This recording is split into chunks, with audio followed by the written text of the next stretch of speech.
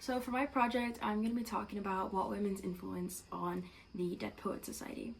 This analysis is going to explore the connection between his revolutionary poetry collection, such as The Leaves of Grass, and Peter Weir's film of the Dead Poets Society. Both works talk about individuality, authentic self-expression, and the transformative power of literature. Through careful examination of Whitman's poetic voice and the character of John Keating, which is portrayed by Robert Williams, we will be able to uncover how American literature shapes contemporary storytelling about education, conformity, and personal awakening.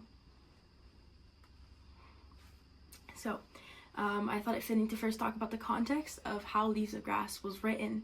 Walt Whitman self-published Leaves of Grass in 1855. He fundamentally challenged every conventional aspect of American poetry.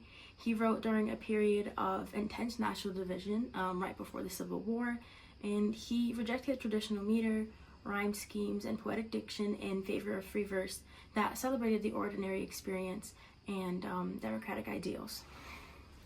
Whitman's work came from a cultural context dominated by transcendentalist philosophy, emphasizing self-reliance and physical connection to nature, as well as growing American literature independence from the European traditions that were held before, shifting class structures and democratic expansion, and also the pre-Civil War tensions over America's identity and future. These historical forces shape Whitman's radical poetic vision, one that will later inspire the fictional character of John Keating to encourage his students to think beyond the institutional constraints and discover their authentic selves. Now we have some key words and quotes that connect both the film and the poetry. First, we have Song of Myself, the cornerstone of Leaves of Grass. This 52-section poem celebrates the individual self as connected to all humanity. As the quote reads, "I celebrate myself and sing myself, and what I assume you shall assume, for every atom belonging to me as good belongs to you." This radical democratic vision shows that true self-knowledge leads to universal connection, a theme that resonates with Keating's educational philosophy and the Dead Poets Society. And then we also have "O Me, O Life." This is directly quoted in the Dead Poets Society. This poem addresses existential doubts and finds meaning through contribution. As the quote reads, "That you are here, that life exists, an identity, that the powerful play goes on, and you will contribute a verse."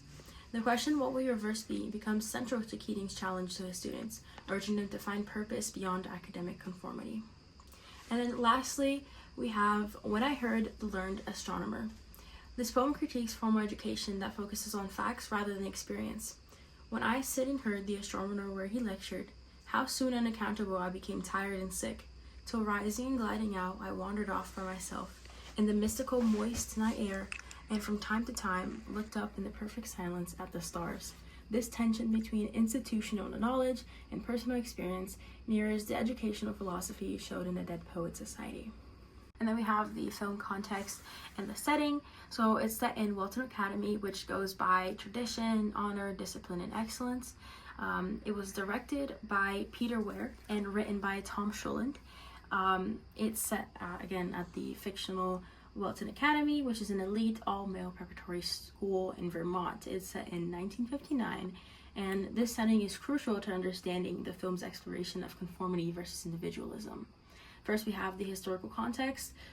It was a pre-countercultural America where traditional values and institutional authority remained largely unchallenged.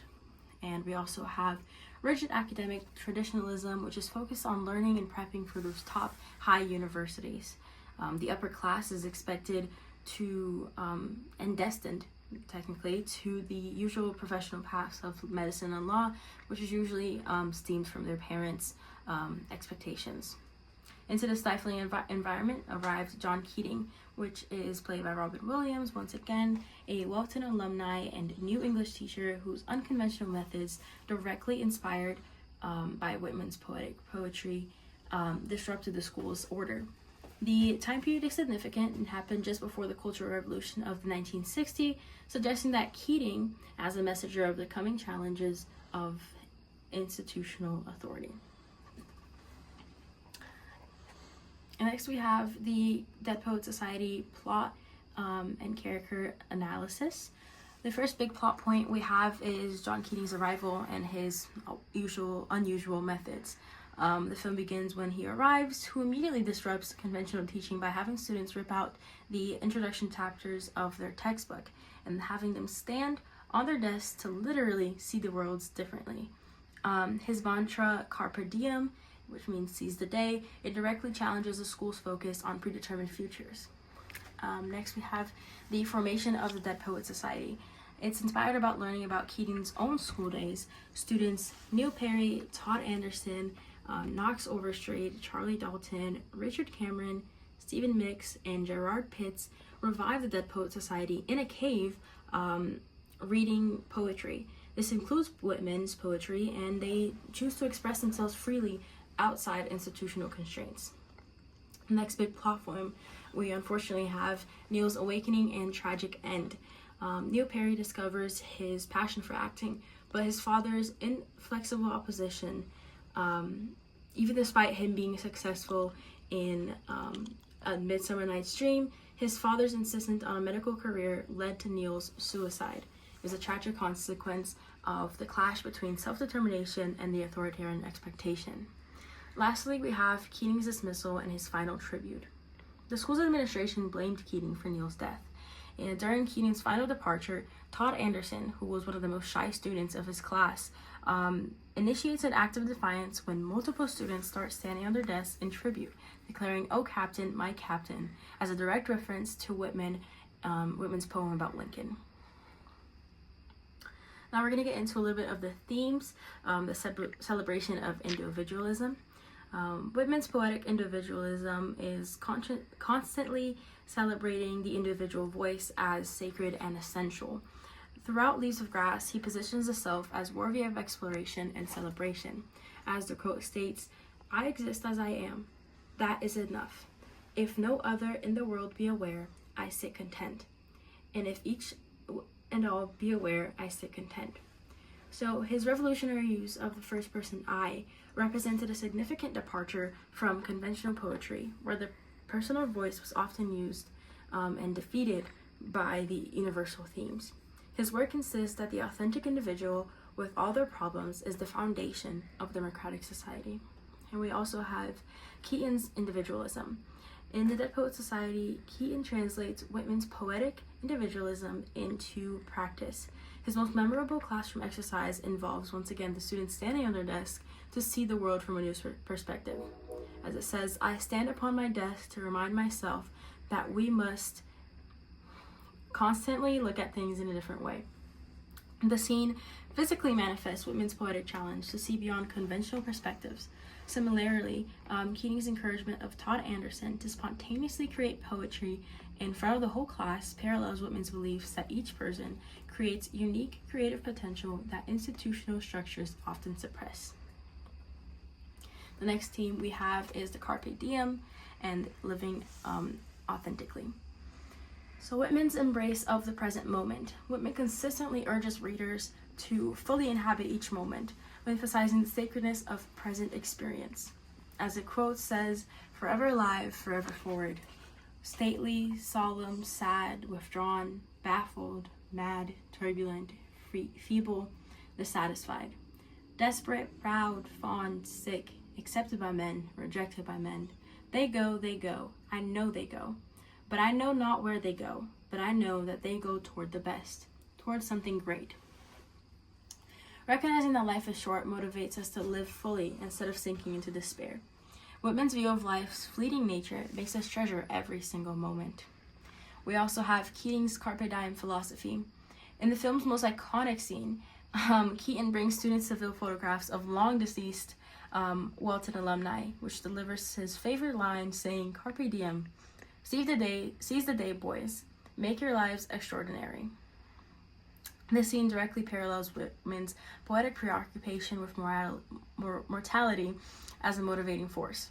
Both Whitman and Keating suggest that awareness of death should inspire authentic living rather than fear. When Keating tells his students, "We are food for worm, lads," he echoes Whitman's comfort with the material cycle of existence, where death becomes part of a natural continuum rather than an endpoint to fear.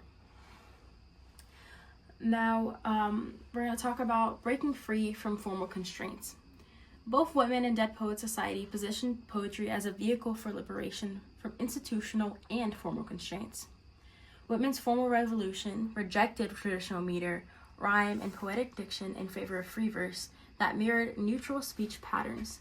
This formal liberation paralleled his thematic focus on personal freedom. And then we also have Keating's revolution, where in the film, Keating has students once again rip out the textbook, and it attempted to qualify poetry's value, declaring, "We don't read and write poetry because it's cute. We read and write poetry because we are members of the human race, and the human race is filled with passion." This scene directly echoes Whitman's rejection of formalized approaches to poetry in favor of emotional authenticity and direct experience. Now we have some bullet points for character parallels. We have Whitman's poetic persona. He positions himself as one of the roughs.